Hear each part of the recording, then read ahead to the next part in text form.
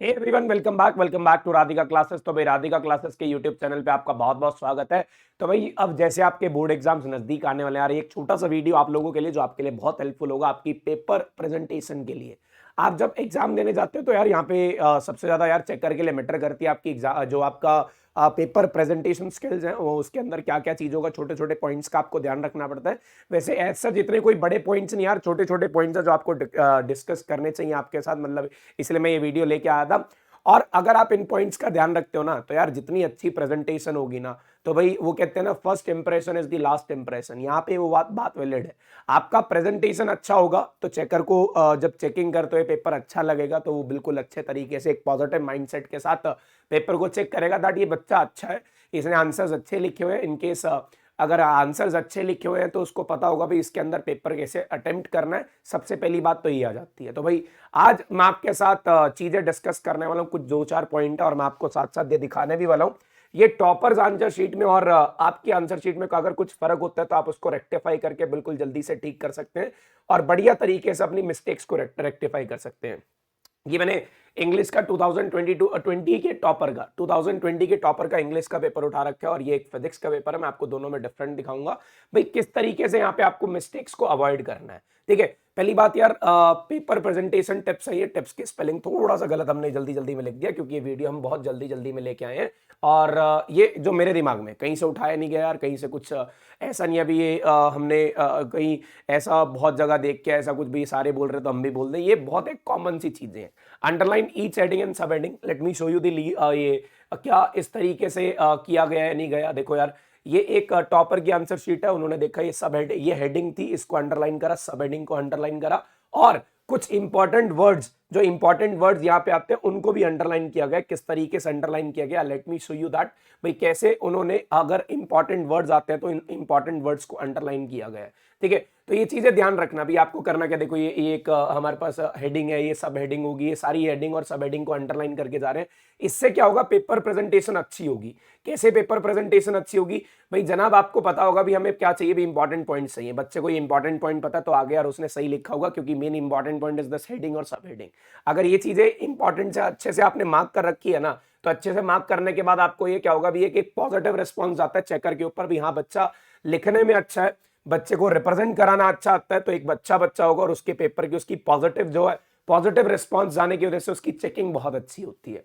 ध्यान रखना, give proper space between words. ऐसा ना हो यार आप बिल्कुल पास पास सारे वर्ड्स लिख के आ रहे हो। देखो बिल्कुल प्रॉपर स्पेसिंग के साथ लिखा गया है एक बढ़िया सी हैंड राइटिंग में। अब हैंड राइटिंग हर किसी की अच्छी नहीं होती है यार, हैंड राइटिंग हर किसी की एक जैसी नहीं होती है, लेकिन आप रिप्रेजेंटेशन से उसको अच्छा बना सकते हो। कैसे रिप्रेजेंटेशन से अच्छा बनाना, देखो प्रॉपर प्रॉपर प्रॉपर गैप है, हर वर्ड के अंदर प्रॉपर गैप है, आपको उस तरीके से ध्यान रखना। ऐसा नहीं आप अपनी स्पीड को स्लो कर लोगे, उस अगर वर्ड्स के गैप को बनाना है तो स्पीड को स्लो कर लोगे। स्पीड भी मेंटेन करनी है बट थोड़ा सा ध्यान रखना है इसके अंदर भी प्रॉपर गैप्स हो इसके अंदर। Now give proper numbering. Let me show you the, this is an English exam. First question part number A, part number B, part number 3, part number 4, 5। ये सेकंड क्वेश्चन का A part, B part, C part हर जगह mark कर रखा है और ऐसी सारे क्वेश्चंस के अंदर मार्क कर रखा है। लेकिन अगर मैं फिजिक्स की बात करूं, ये फिजिक्स के टॉपर की आंसर शीट है। First question, second question, third, fourth, fifth, six, seventh, 8, 9, 10। फिर उसके बाद ये पार्ट्स मेंशन कर रखे हैं भाई, इसके अंदर भी ये सेकंड क्वेश्चन है। फिर इसके बाद ये 13, 14, 15, 16, 17, एवरीथिंग एवरीथिंग प्रॉपर वे में मार्क किया भाई। कैसे किस तरीके से हमारे को इसके अंदर कैसे नंबरिंग देनी है। ठीक है, उसके बाद यार इसमें कहीं नहीं लिखा गया अभी साइड में आपको लाइनें ड्रॉ करनी है। ऑलरेडी सीबीएसई की शीट पे लाइंस ड्रॉ आती हैं, अगर आप लाइंस ड्रॉ नहीं कर रहे हो तब भी काम चल जाएगा। बट यार ये रिप्रेजेंटेशन टिप्स जो है ना, ये बहुत, ये प्रेजेंटेशन टिप्स आप कैसे एक अपने एग्जाम को रिप्रेजेंट कर रहे हो बहुत इंपॉर्टेंट रहेगा। नंबरिंग प्रॉपर होनी चाहिए। अब नंबरिंग प्रॉपर होगी तो एक टीचर को, चेकर को आपका क्वेश्चन ढूंढने में ज्यादा तकलीफ नहीं होगी, और अगर ज्यादा तकलीफ नहीं होगी तो मतलब वो पॉजिटिव रिस्पॉन्स के साथ आप फिर से वहां पे जाओगे।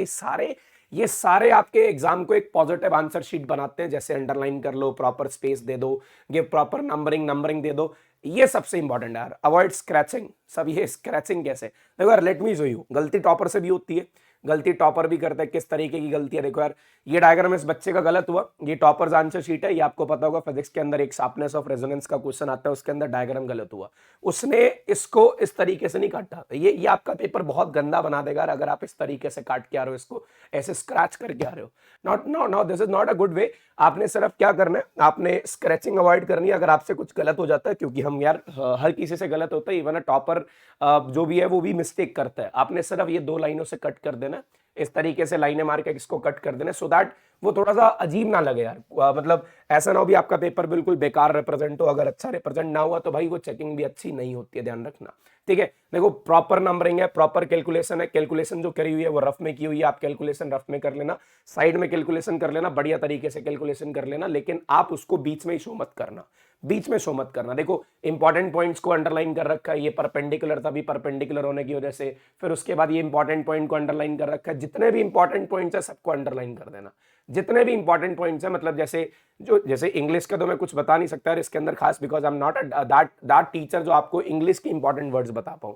लेकिन देखो यार, हेडिंग और सब हेडिंग बहुत अच्छे तरीके से प्रॉपरली स्केल से अंडरलाइन की गई है। इसके अंदर थोड़ा सा टाइम निकाल लेना और अंडरलाइन करके आओगे तो आपका जो पेपर है वो अच्छा रिप्रेजेंट होगा और एक अच्छा इंपैक्ट पड़ेगा चेकर के ऊपर और आपको ज्यादा मार्क्स मिलने के चांसेस है।